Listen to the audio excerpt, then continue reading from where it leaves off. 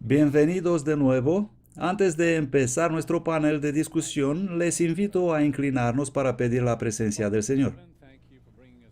Padre Celestial, gracias por traernos de vuelta esta tarde al cierre de esta reunión. Pedimos otra vez tu presencia en esta casa y tu bendición sobre cada uno de nosotros, y bendice a los oradores en esta discusión final para que recibamos respuesta inspirada a algunas preguntas. Te rogamos que estés con nosotros y te agradecemos en el nombre de Jesús. Amén. El panel que tenemos al final ahora servirá como resumen parcial de la información que hemos recibido de los presentadores. También permitirá que la audiencia y los espectadores de Internet puedan tener una visión completa sobre lo discutido, y espero que tengamos una mejor comprensión sobre los temas que se nos presentaron en relación con la iglesia emergente. Así que, damas y caballeros, ¿podemos empezar? Bien, aquí tengo la primera pregunta. En pocas palabras, ¿qué es el movimiento Iglesia Emergente? ¿O cómo podemos definirlo o describirlo?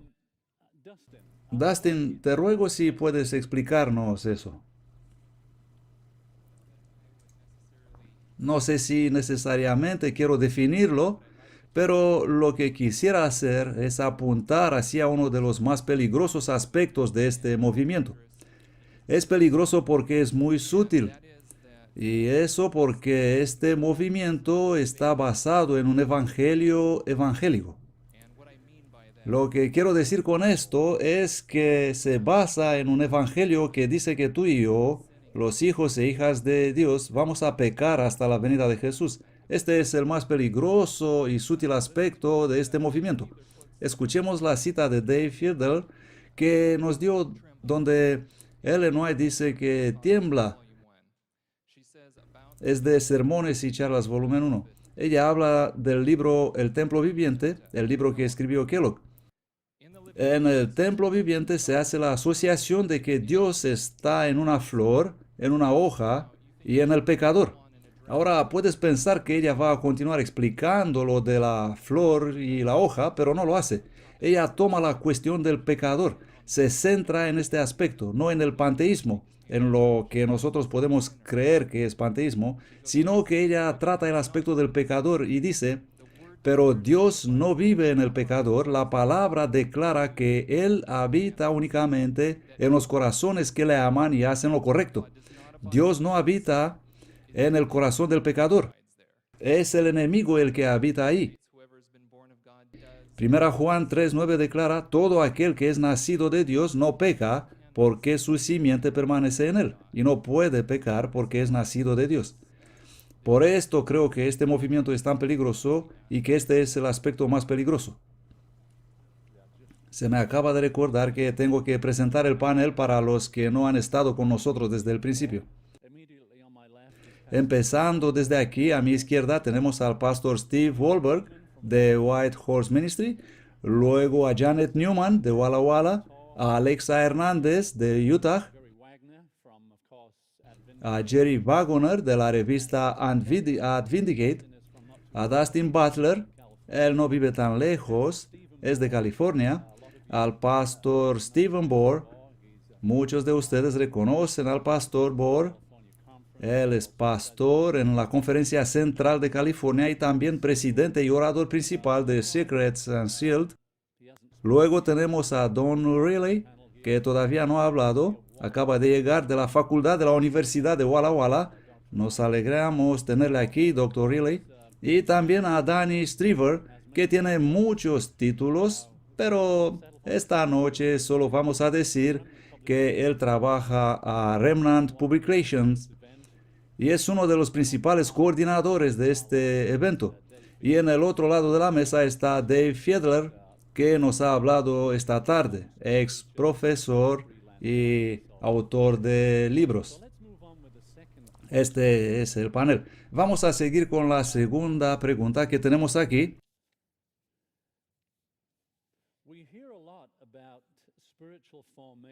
Hemos oído mucho sobre la formación espiritual. ¿Qué es exactamente la formación espiritual? Y quisiera añadir a esta pregunta, si podemos describir también qué pasa en realidad cuando alguien se involucra en ejercicios místicos, qué pasa en su mente y cuáles son los peligros de estas prácticas. Pastor Wahlberg, usted habló el primero anoche. ¿Pudiera explicarnos estas cosas? Bien, el término formación espiritual es algo que produce confusión en muchas personas. Si tomamos simplemente las palabras así como son, todos sabemos qué significa espiritual. Quiero ser una persona espiritual y usted es igual. Y formación simplemente significa formar algo, dándole otra forma. Así que las palabras en sí no tienen ningún significado malo. El problema es al ponerlo juntos, la formación espiritual es un término complejo que, conforme a John Markovich de la Universidad de Andrews, que hizo mucha investigación sobre esto, es un paquete completo, un camino hacia el crecimiento espiritual. Eso involucra disciplinas espirituales. Este es otro término. La formación espiritual involucra las disciplinas espirituales. Las disciplinas espirituales tienen que ver con una manera de hacer ciertas cosas para que supuestamente puedas encontrar a Dios y experimentar su presencia. Eso se basa en los términos simplistas que en realidad son la lectura de la Biblia, la oración y la meditación. Pero lo que pasa es que estas simples actividades son conectadas en el proceso de las disciplinas espirituales con un montón de otras cosas como la lectio divina, que supone la lectura de la Biblia, y la repetición una y otra y otra y otra vez de ciertas palabras bíblicas o frases repetidas muchas veces. En el libro Hambre del Dr. John Dibdall, él se refiere a esto como Francisco de Asís. Aquí en la página 72, él escribe que Francisco de Asís oraba muchas veces toda la noche solamente diciendo Jesús, mi Jesús. Él decía esas palabras una y otra vez toda la noche. Así que en vez de leer simplemente la Biblia y pensar en las palabras de Dios, solo tenemos que repetir unas palabras como medio para poder llegar en su presencia. Otra disciplina espiritual o práctica tiene que ver con la oración respiratoria, y el Dr. Dibdall describe en su libro, en la misma página 72, en el infierno, la paz o el amor de Jesús supera el temor o el dolor. La simple concentración en la respiración y la recepción del amor y la expulsión del dolor tiene una verdadera importancia para la gente y trae la presencia de Dios. Eso se llama oración respiratoria. Inspiras y dices ciertas cosas, expiras y eso supuestamente te lleva en la presencia de Dios. Otra práctica de las disciplinas espirituales es el entrar en el silencio, concentrarte hacia tu interior, vaciar tu mente para poder encontrar a Dios, lo que es una práctica muy peligrosa. El mayor peligro de entrar en el silencio es que apagas tu cerebro y te abres a las cosas externas, a lo que sea, o a quien sea que desea entrar en ti. Y los practicantes creen que es Dios quien entra, pero yo no creo eso. Ellen White declara claramente que los que aceptan las filosofías espiritistas terminarán en una posición en la cual el diablo les podrá hablar directamente y conducirlos a la perdición. Como he dicho, la formación espiritual es parte de un paquete de disciplinas que, cuando se ponen juntas a estas palabras, la gente está conducida en un camino, como dice John Markovic otra vez, en un camino que conduce al misticismo, y es muy peligroso. Gracias, Pastor Steve. Tengo otra pregunta aquí. Es algo externo a la iglesia, pero que nos preocupa porque está ya infiltrando la iglesia. Y la pregunta es, ¿cuáles son los motivos subyacentes por las cuales muchos adventistas han sido atraídos en el movimiento Iglesia Emergente? Dejo la pregunta para quien entre ustedes desea responderla.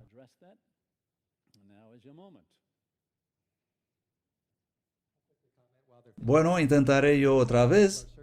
Creo que muchos de nuestra iglesia entraron en este movimiento en busca de algo.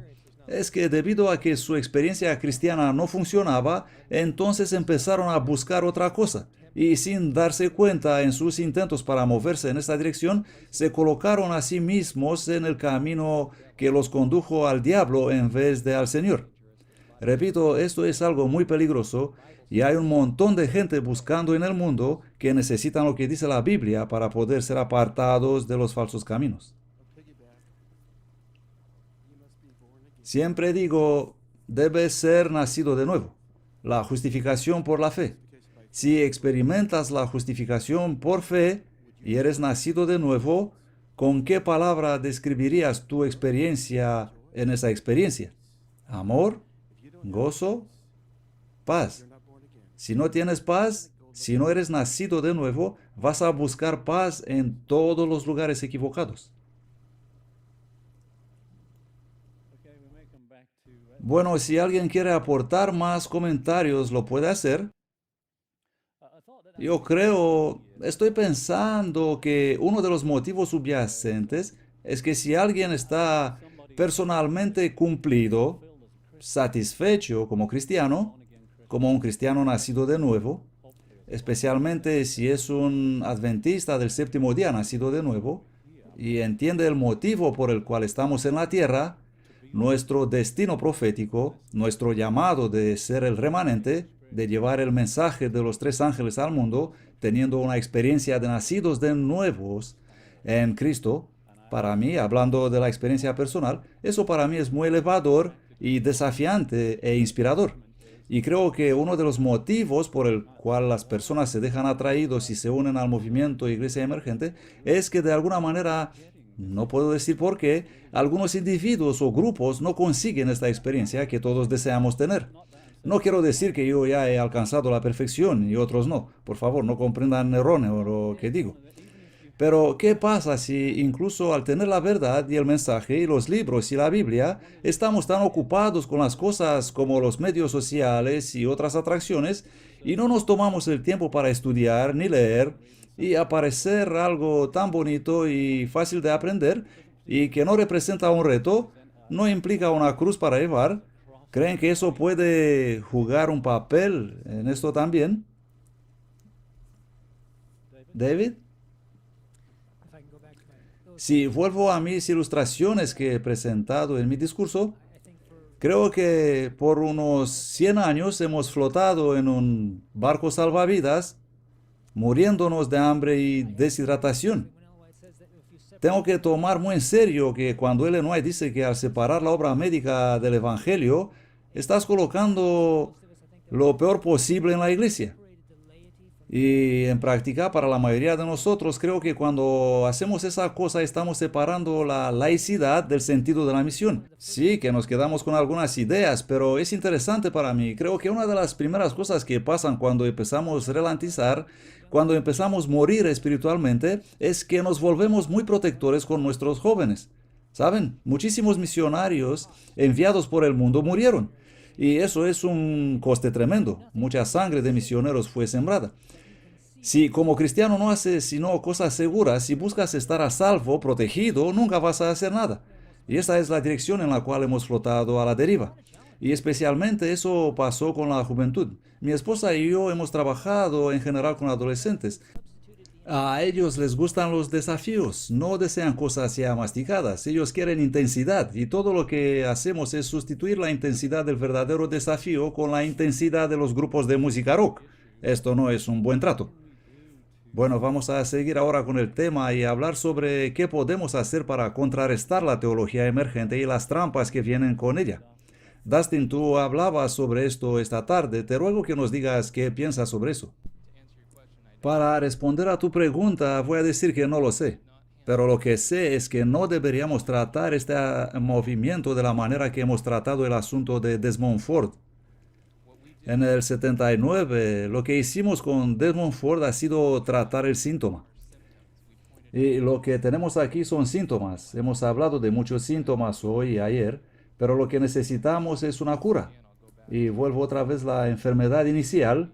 Y veo que lo que pasa es que tenemos un evangelio evangélico en nuestra iglesia. Ha sido predicado de nuestros púlpitos y no es el Evangelio eterno. Y si no sabéis qué es el Evangelio evangélico, vayan a Audioverse y busquen Adventista y Evangélico. Y escuchen todo lo que hay sobre este tema. Están en inglés, no están traducidas en español. Así que van a saber muy rápido cuál es la diferencia entre un evangélico y un adventista del séptimo día. Y yo solo quiero pasar brevemente por 3 puntos que nos enseñan ese evangelio. El pecado original, el primero, que afirma que somos culpables desde nuestro nacimiento por los pecados de Adán. El segundo es la idea que para la salvación solamente se necesita la justificación y que la santificación no tiene ningún papel en eso. El tercer punto es la creencia de que una vez que el creyente es justificado, eso se extiende indefinidamente en el futuro. Y la única manera de perder esta justificación es si rechazamos a Jesús, y no debido al pecado voluntario e intencionado. Por eso creo que la solución es que debemos estar seguros de que no volvamos a tratar este asunto así como lo hicimos en el pasado. Pastor Wahlberg, supongo que nos quiere decir algo. Coge el micrófono. Sí, creo que eso es verdad en algunos casos, pero la iglesia emergente es mucho más que su base en el evangelio evangélico. Si uno sigue estudiando la teología emergente, será conducido muy lejos de la Biblia.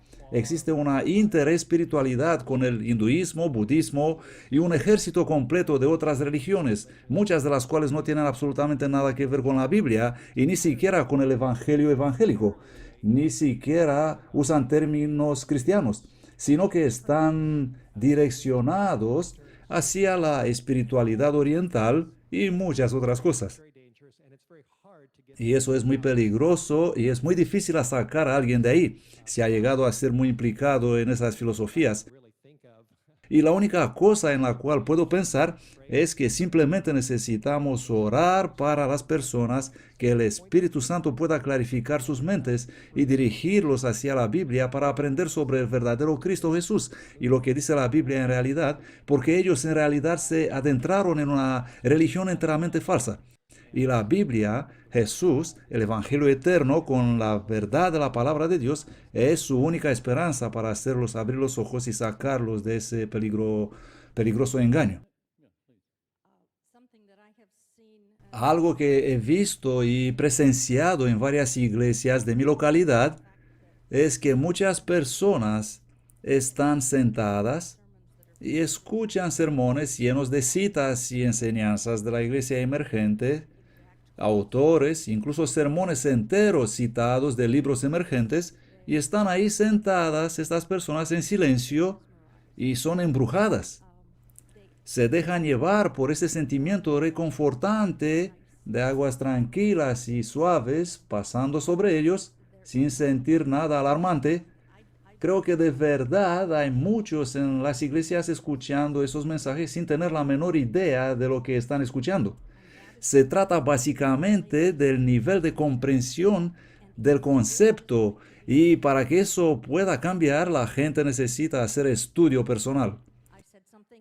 He dicho ayer que nunca en mi vida he hablado en público y que no hablo en contra de mi iglesia, pero en estos tiempos, actualmente, no creo que podemos quedarnos sentados y callados en la iglesia adventista del séptimo día y sentir que todos los pastores nos van a presentar un evangelio completamente adventista.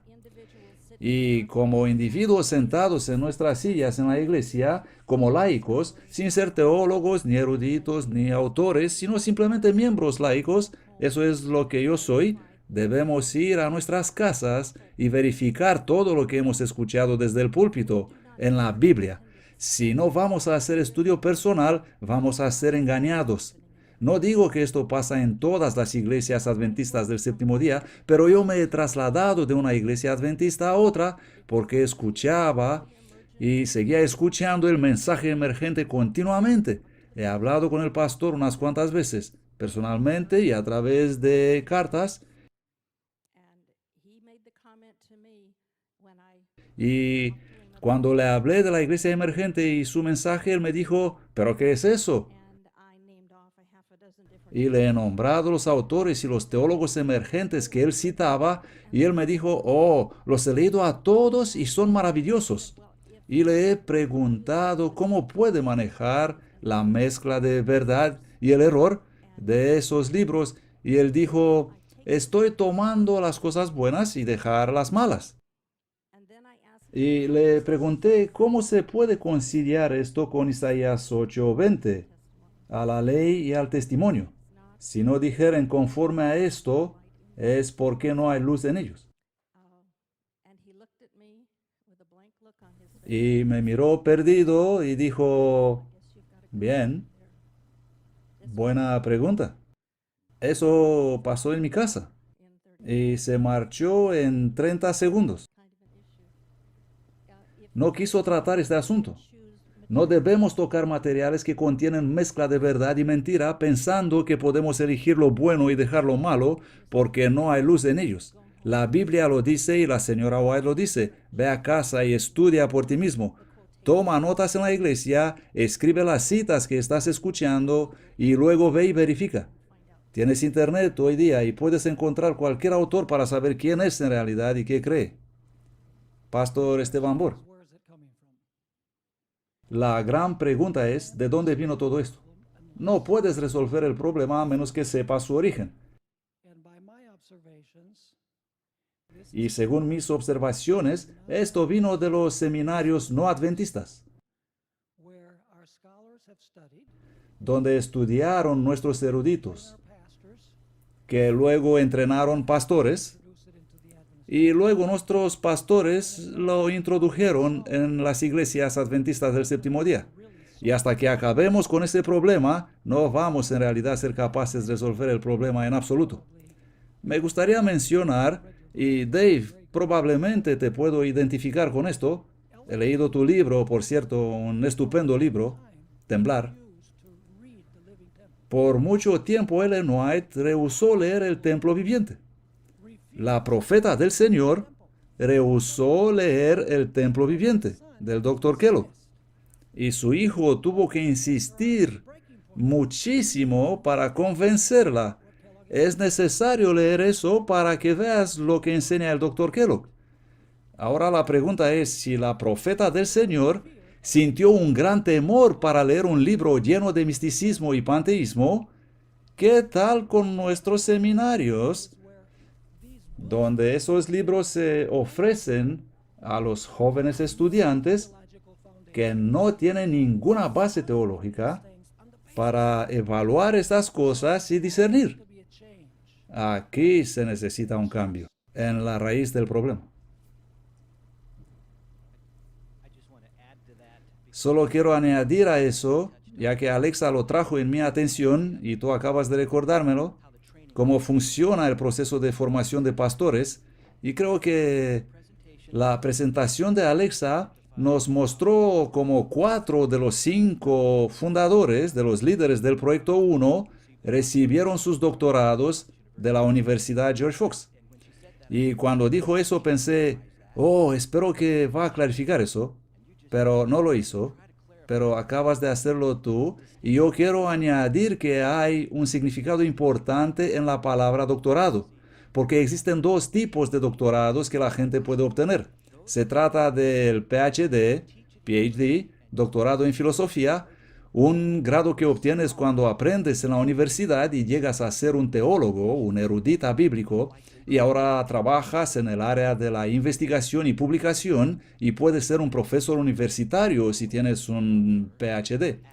Luego existe un cada vez mayor número de pastores adventistas, incluyendo a todos los mencionados, a los 4 de los 5 líderes del Proyecto 1, que no tienen PhDs. Ellos tienen doctorados, pero no PhD. Ellos son doctores en ministerio. La diferencia es que un doctorado en ministerio es pensado para ser un grado profesional. Es un poco menos que el nivel que obtienen nuestros pastores de la Universidad de Andrews, que se titula MD, Maestro en Divinidad, un grado profesional. Pero si das un paso más allá, obtienes un doctorado en ministerio, un nivel profesional cuyo único propósito es prepararte para ser un mejor pastor en tu iglesia local. No para ser un erudita bíblico ni profesor universitario, sino un doctorado en el ministerio, un mejor pastor de tu iglesia. Así que los líderes del proyecto 1 obtuvieron sus doctorados en el ministerio, es decir, aprendieron a ser pastores en la iglesia emergente.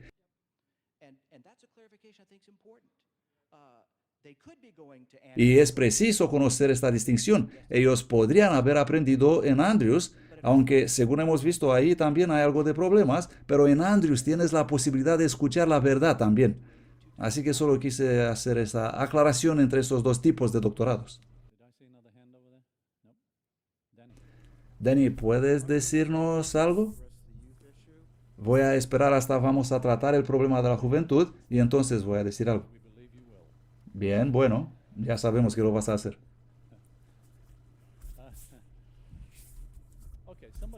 Ok, hablemos ahora de la iglesia local.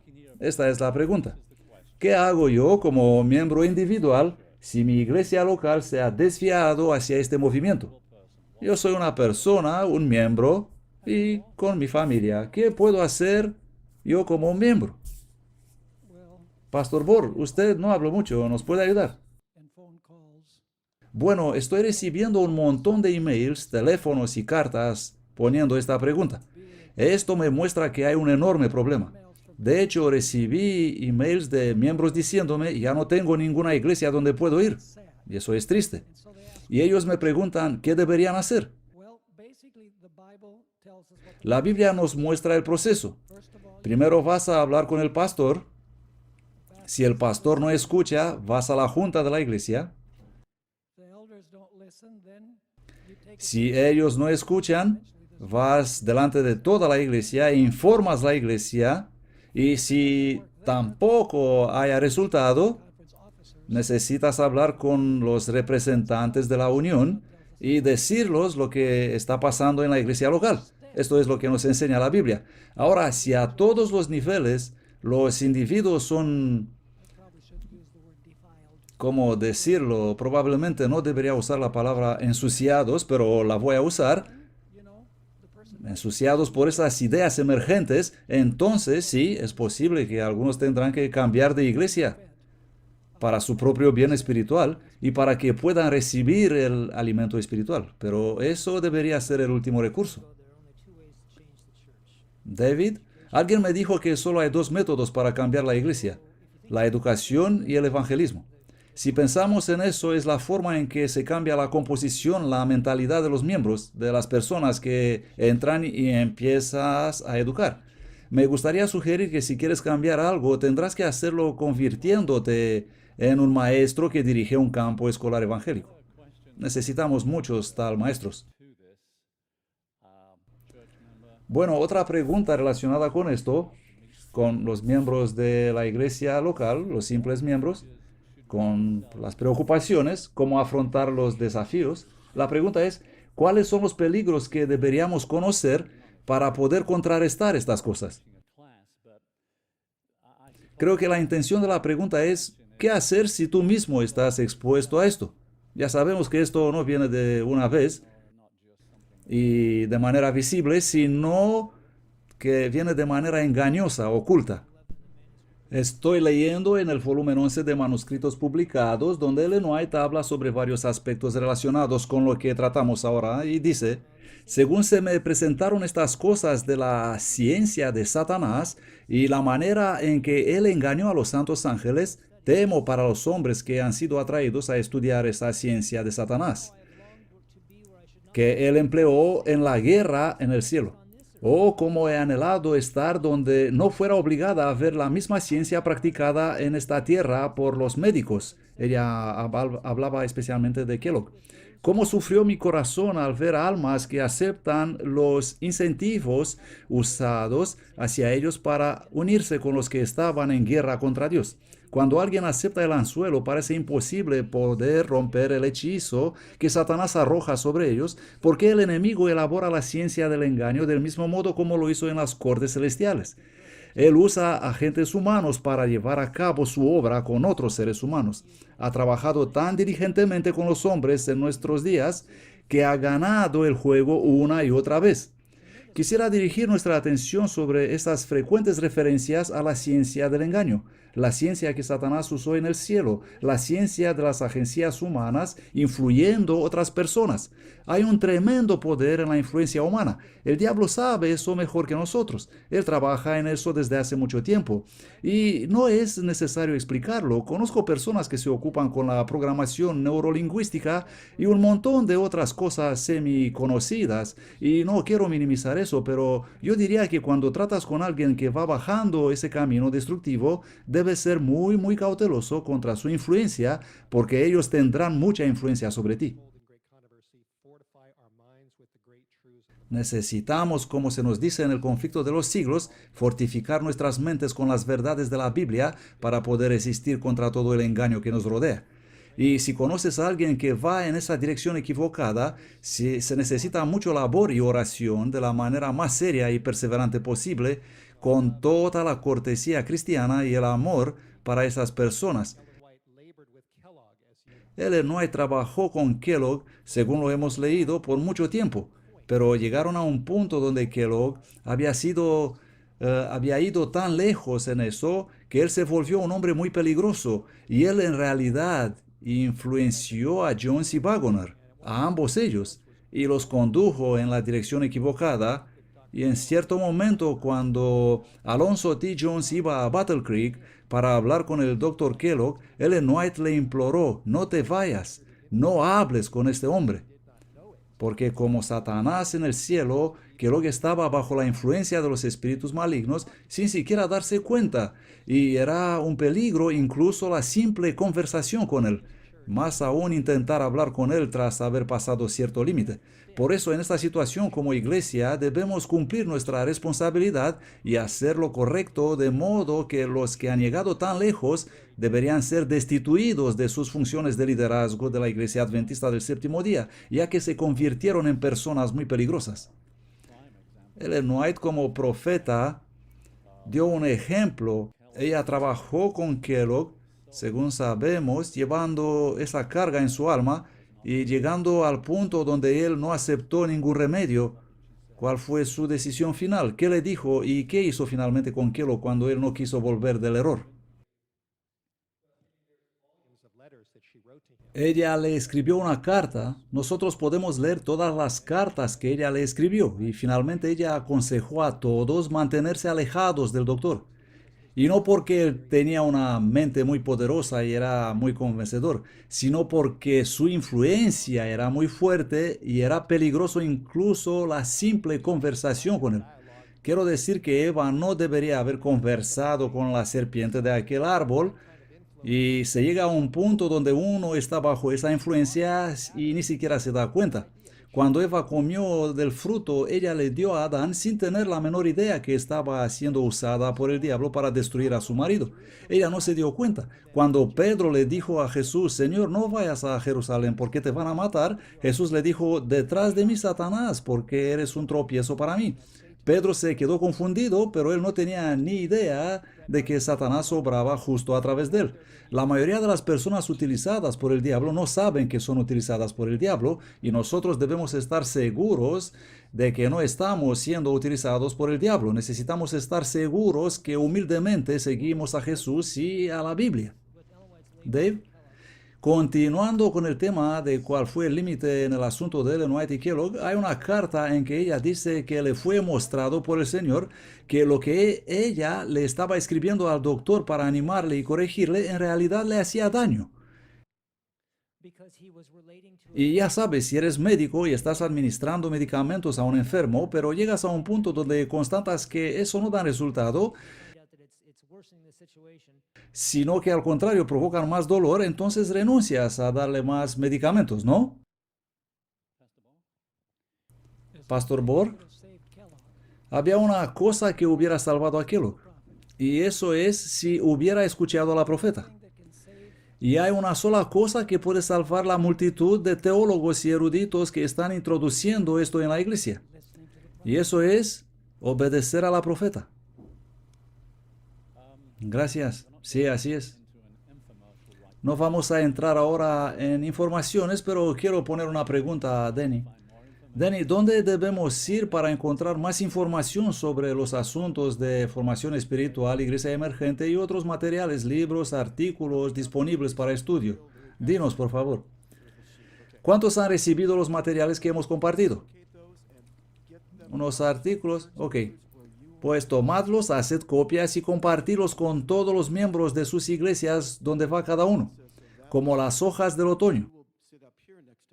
Compartid todos los artículos y estad presentes en el siguiente simposio que vamos preparando, ¿vale? Intentamos preparar más recursos más tarde. Tenemos ya muchos libros. Steve Wohlberg acaba de publicar uno llamado La trampa de la iglesia emergente, evita el anzuelo. Un DVD también con Dave Fiedler, también hicieron un DVD. Esteban Bora ha escrito Adorando al trono de Satanás. Y antes me has mostrado otro libro, ¿cómo se llamaba? Ellen White dijo que lo que el Dr. Kellogg intentaba introducir era un sistema de filosofía intelectual. Si quieren leer un libro excelente escrito por un filósofo, que posiblemente no han oído su nombre, Carsten Johnson, era profesor de seminario cuando yo hice el seminario, un libro verdaderamente fenomenal, lo podéis conseguir al final del culto, se llama La Omega Mística de la Crisis Final.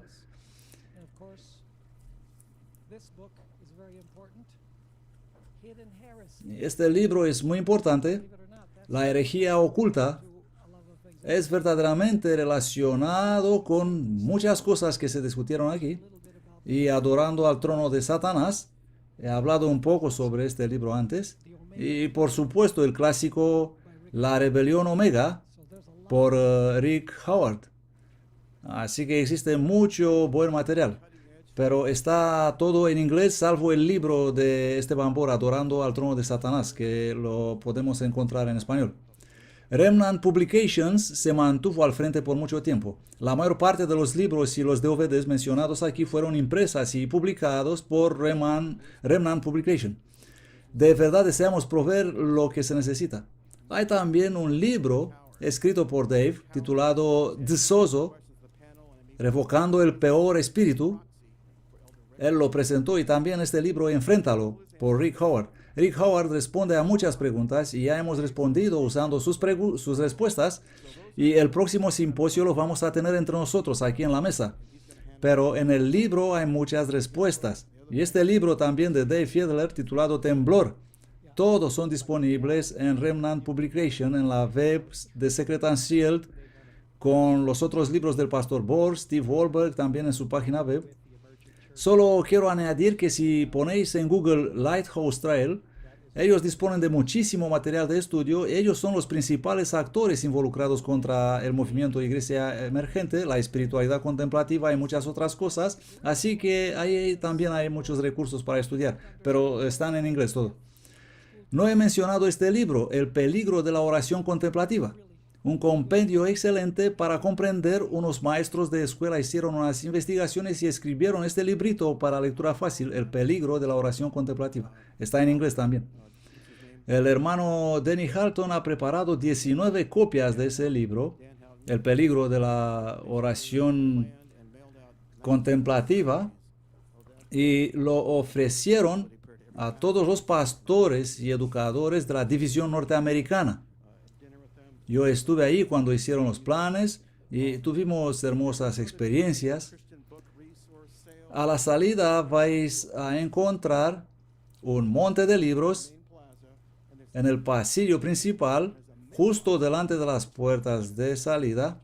Así que hemos preparado todo este material para ayudarles, pero después del sábado.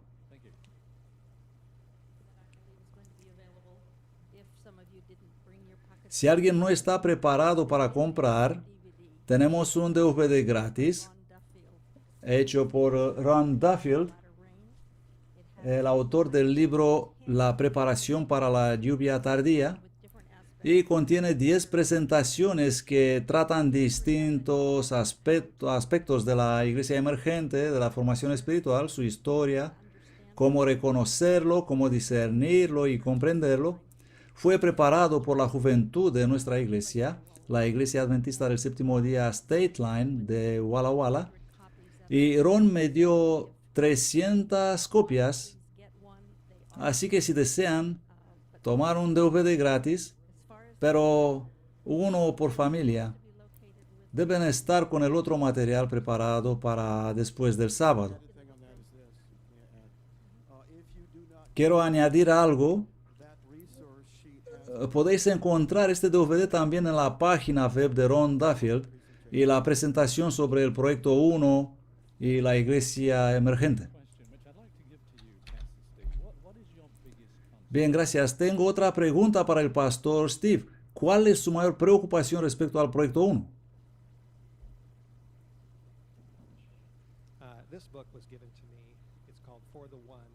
He recibido este libro, se llama Para el 1, Voces para el Proyecto 1. Este es su libro. No me invento nada, sino que es un libro que ellos escribieron y que representa quiénes son, qué hacen, cuáles son sus enseñanzas. Y he leído bastante de este libro y quiero compartir algunas declaraciones de este libro. Muchas cosas son escritas por personas que son parte de la junta directora del Proyecto 1, los líderes. Y aquí vamos a ver una cita de Tim Gillespie, un artículo donde él se refiere a un panel de discusión en que participó en Loma Linda.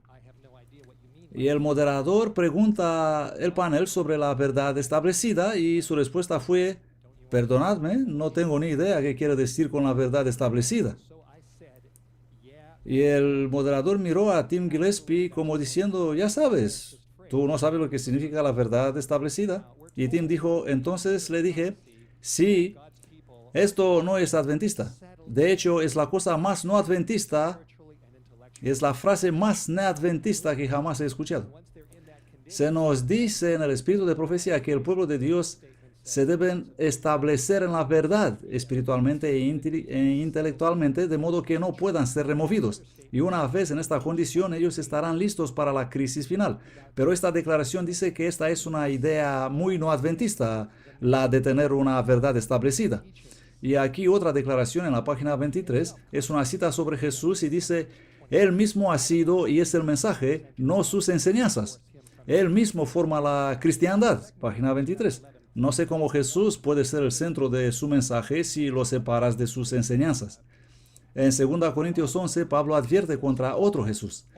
Y el lema del Proyecto 1 es básicamente Jesús todo, solo Jesús, celebrando la supremacía de Cristo Jesús en la Iglesia Adventista del Séptimo Día, pero no puedes tener a Jesús si lo separas de sus enseñanzas. Ese será otro Jesús, no Jesús de la Biblia. Veamos otra cita de su libro que dice: ¿qué hace el adventismo único? ¿Qué hace el adventismo que sea único? ¿Qué hace el adventismo que sea el único? En la página 31, la unicidad del adventismo se encuentra en sus raíces históricas, en Jesús. Bueno, según estoy leyendo en el espíritu de profecía en mi Biblia, el adventismo tiene un mensaje único que es el mensaje de los 3 ángeles del libro de la Revelación, pero este es completamente descartado en el libro del Proyecto 1. Y otra cita dice: he llegado a conocer por lo menos una cosa, que hay solamente una vara para medir, y eso es la cruz de Cristo. En la página 119. Pero mi Biblia no dice eso. Mi Biblia dice en Eclesiastes 12, 13, 14: teme a Dios y guarda sus mandamientos, porque este es el deber de todo hombre. Porque Dios traerá toda obra a juicio, justamente con toda cosa encubierta, ya sea buena o mala. Así que Dios es muy claro, y Ellen White es muy clara, que la ley de Dios es el test del carácter en el juicio, y por supuesto es la ley de Jesús, y Jesús es el Salvador que nos salva del pecado de transgredir su ley.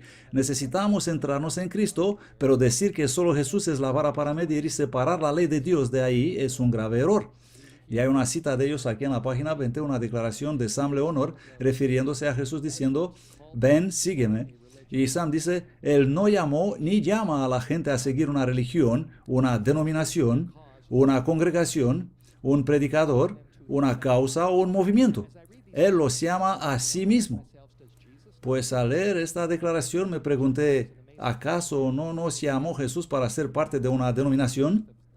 He trabajado con Amazing Facts 6 años predicando la Biblia, enseñando la verdad del libro de la Revelación, y llamábamos a la gente a venir a Jesús y a la Biblia, a la verdad, y al mensaje de los 3 ángeles, y ser parte de un movimiento que Dios levantó en estos últimos días. Pero estas declaraciones eliminan todo eso. Así que para responder a tu pregunta, mi mayor preocupación respecto al Proyecto 1 es que ellos básicamente intentan crear un nuevo adventismo. Ellos se han separado del adventismo puro y quieren inventar un nuevo adventismo. Ellos tienen una visión de cambio, pero ¿un cambio en qué? Y creo que ellos no saben exactamente hacia dónde se dirigen. En realidad no lo saben, y mi gran preocupación es también que están llevando su visión del nuevo adventismo, que se separa del adventismo bíblico, del libro de la Revelación y el mensaje de los 3 ángeles, y se lo traen a nuestra juventud. Ellos están enseñando esto a los jóvenes, y ya saben, los jóvenes son el futuro de la iglesia.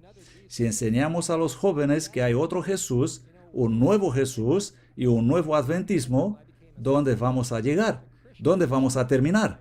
Yo me convertí al adventismo mirando a George Vandeman, y la televisión está escrito. La televisión está escrito. Y soy un adventista del séptimo día bíblico, y el adventismo bíblico es perfecto para mí, y eso es lo que necesitan los jóvenes hoy en día.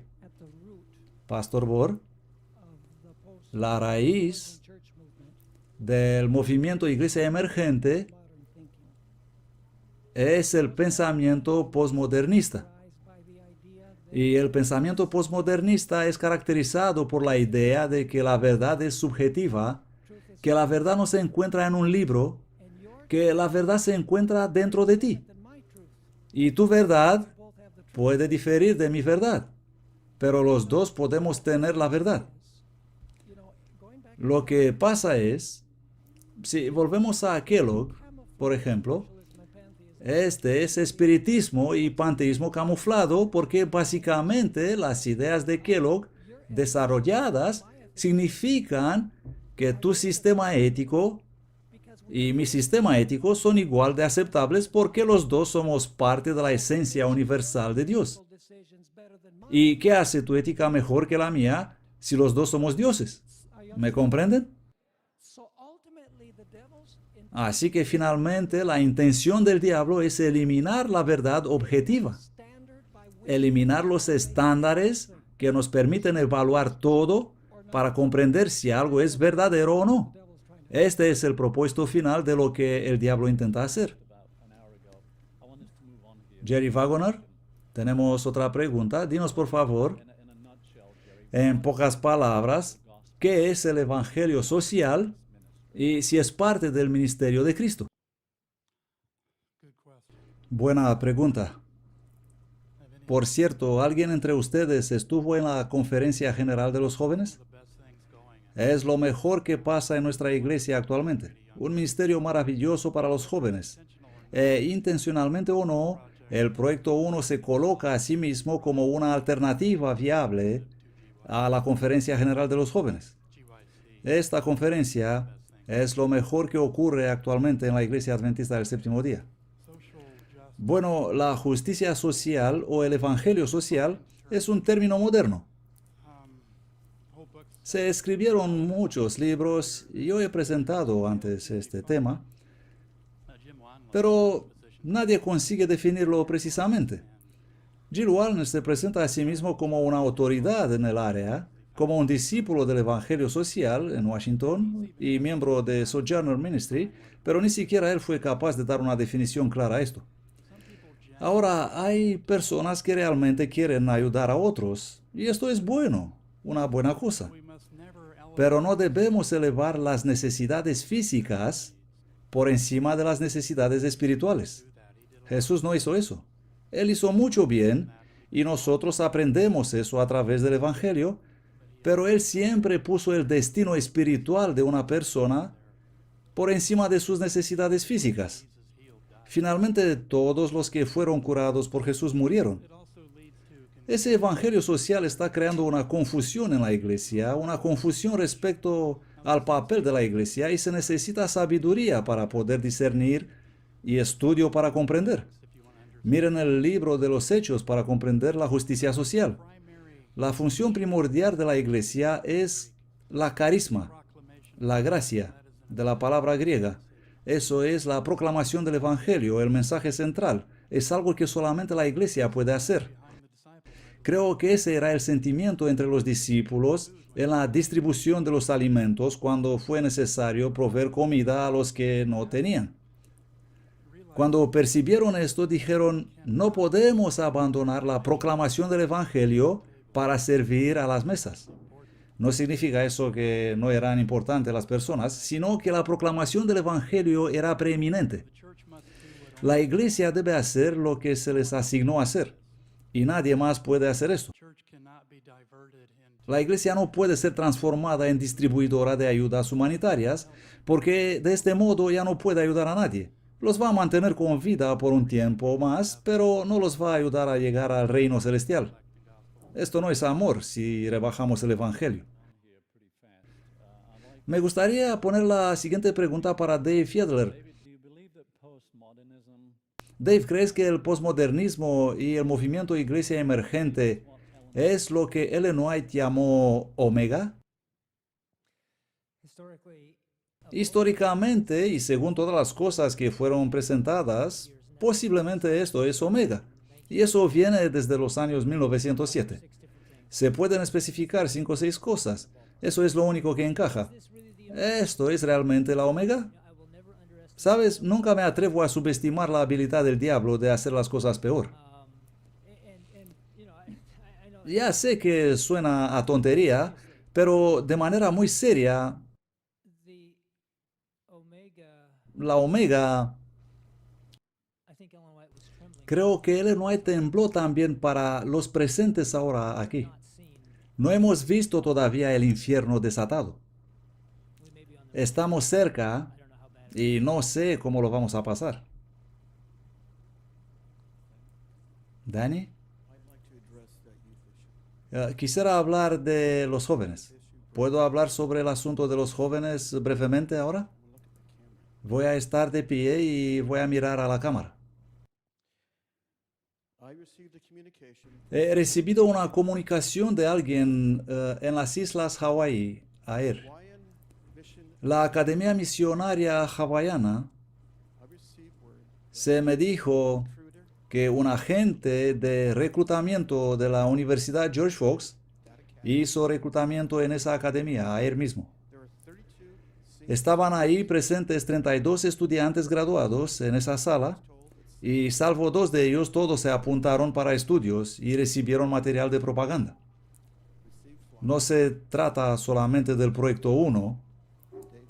Ellos mencionaron también otras cosas.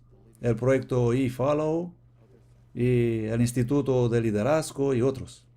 Es tiempo que actuemos.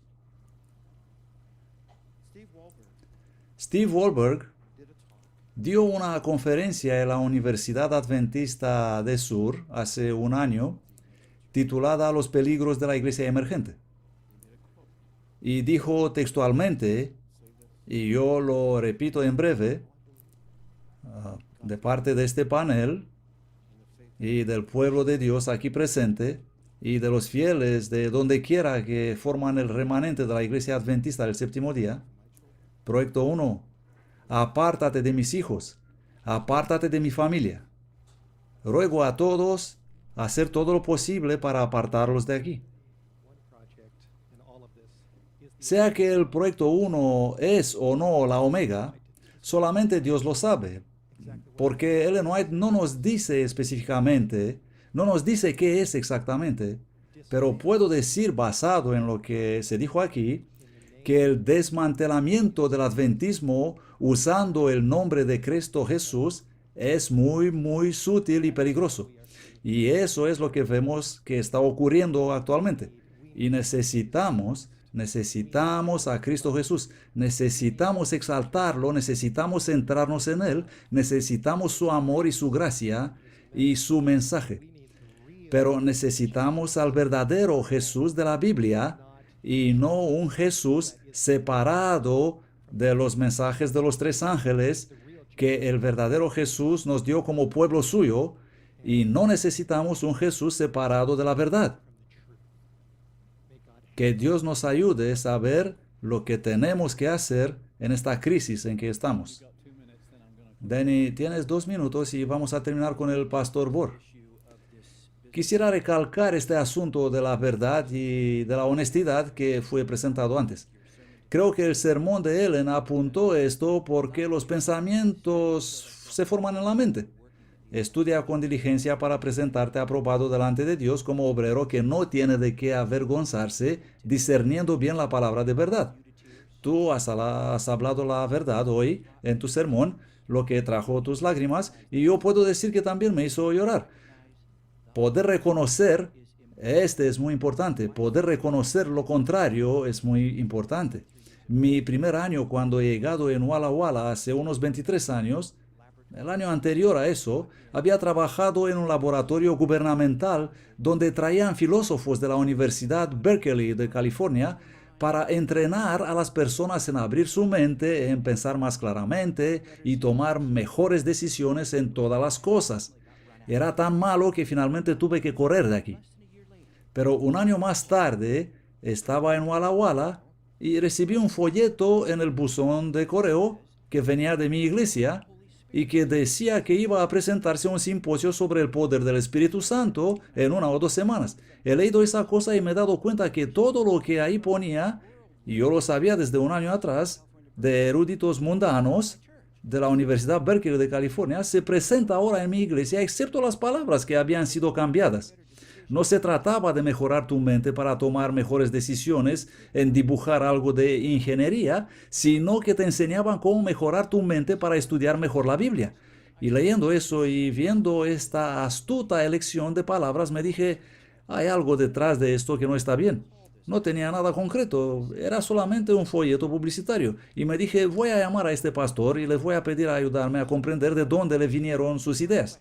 Le llamé por teléfono y la conversación fue algo así. Prima pregunta, ¿es usted el pastor invitado a esta iglesia, la mayor de la conferencia Upper Columbia, para presentar este seminario?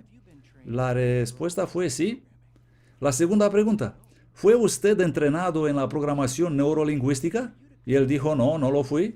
La tercera pregunta, para que usted pueda venir a enseñar eso, usted tuvo que ser entrenado en el así llamado seminario para entrenar entrenadores, en el laboratorio operativo número 2, para ser calificado en enseñar este tema. ¿Recibió usted formación en el programa neurolingüística Laboratorio 2 para entrenar entrenadores? Y él dijo que no lo fue. Mi siguiente comentario fue, tengo en mi mano un documento con todos los pastores adventistas que fueron entrenados en los laboratorios 1 y 2 de programación neurolingüística y su nombre está aquí puesto. ¿De dónde recibió usted las ideas para preparar este seminario? Él hizo una pausa y luego me dijo, disculpe, le he mentido. Fue entrenado en el laboratorio 1 y 2. Por lo tanto, ¿cuál era el trabajo de este hombre? Bueno, he investigado recientemente cuál era su trabajo. En aquel tiempo era, creo, el director de los pastores de la conferencia y asistente del presidente de la división norteamericana. Actualmente, ayer por la tarde, hemos visto su nombre en la pantalla, en la presentación de Alexa, profesor adjunto de formación espiritual en la Universidad de Andrews. Esto es importante para que comprendamos la verdad, saber dónde encontrarla y ver lo que pasa y responder a eso. Y voy a terminar con esto. Cuando Alex Bryan fue a Ohio, se formó una comisión para elegir otro pastor en su lugar. Y vino un pastor de California y dio una charla. Hemos visto también su foto en la pantalla. Y escuché eso. Y en los 2 primeros minutos dije, aquí hay algunos problemas. Y decidí tomar notas. Pero después de unos 10 minutos me he parado porque había alcanzado el problema número 5, distorsionando la doctrina adventista desde el púlpito de la Universidad Adventista. Cuando llegué a número 5 dije, ya es suficiente, y me fui a casa, escribí un email a la junta del comité pastoral y les dije que no pueden elegir a ese hombre para ser nuestro nuevo pastor. Pero si solo hubiera hecho eso, hubiera considerado que es algo negativo. Así que en mi correo les he dicho, este hombre no debe ser elegido como pastor. Y les he ofrecido una lista con 12 pastores aptos para ser elegidos. Tomen un bolígrafo y anoten todos los que escuchan esto. Les voy a dar un número de teléfono. 707-462-308. 707-462-308. 707-462-308. Es mi número de teléfono. Nos estamos ocupando de este asunto. La última generación para Cristo, las ruedas en ruedas de la operación Iceberg, debe llegar a todos los continentes y tener un equipo en cada continente. Llamadnos y empecemos a estructurarnos. Pastor Bohr, ¿tiene 2 minutos? Ya lo sé, que lo repito en vano. Bueno, digamos, ¿cómo impacta el movimiento Iglesia Emergente el mensaje de la verdad presente de la Iglesia Adventista del Séptimo Día? Ya hemos oído algunas respuestas, pero solo si puede resumirlo un poco. El pastor dijo algo, una broma, pero no pude escucharla porque tenía el micrófono apagado. Sé la respuesta, dice el pastor Bohr. Bien, adelante. Antes de responder a esa pregunta, solo quiero decir que el poder de la Iglesia Adventista del Séptimo Día reside en sus miembros. No en la conferencia, ni en la unión, ni en los seminarios. Está en vosotros. Habéis estado aquí, habéis escuchado todo esto, ahora tenéis que hablar para manifestar este poder y decir, ya es tiempo a acabar con esto. Y ahora permítame responder a la pregunta. Sean buenos, por favor, sean buenos.